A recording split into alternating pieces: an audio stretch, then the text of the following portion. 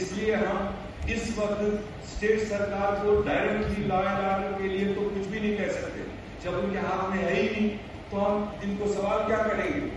اس لیے جن کے ہاتھ میں لا اینڈ آرڈر تھا، جو اس میں آفیسر، جو ایجنسیز انوالو تھی، میرے خیال سے اس کو بھی نظر ڈالنے کی ضرورت ہے. اس کو پردہ نہیں کیا جانا چاہیے.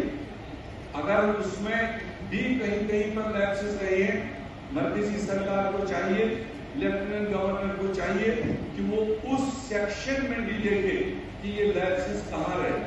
اور یہ بات بھی یہاں لانا ضروری ہے کیونکہ اس انسیڈنٹ کے بارے میں عوام میں ویسے ہی ایک افواہ تھی، اور جو سیکورٹی ایجنسیز بھی کہہ رہی ہے کہ ہمارے پاس ان پٹ تھا.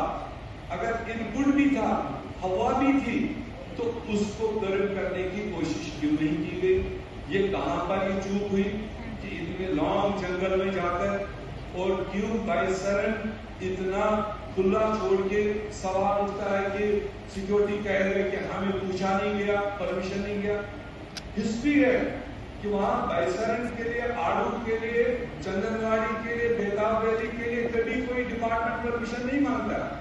ٹورسٹ آتے ہیں، ہوٹل گائیڈ ان کو جہاں وہ چاہتے ہیں وہاں چلے جاتے ہیں.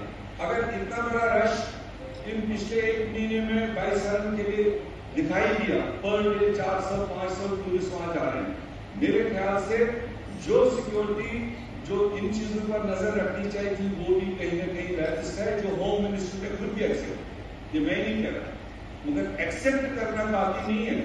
ایکسپٹ کرنے کے ساتھ اس سائڈ کو بھی دیکھنا ہے، کیا ہمارے اندر تو نہیں بیٹھے ہیں کوئی ایسے لوگ جو اس طرح کے واقعات کو انجام دینے میں مدد کرتے ہیں.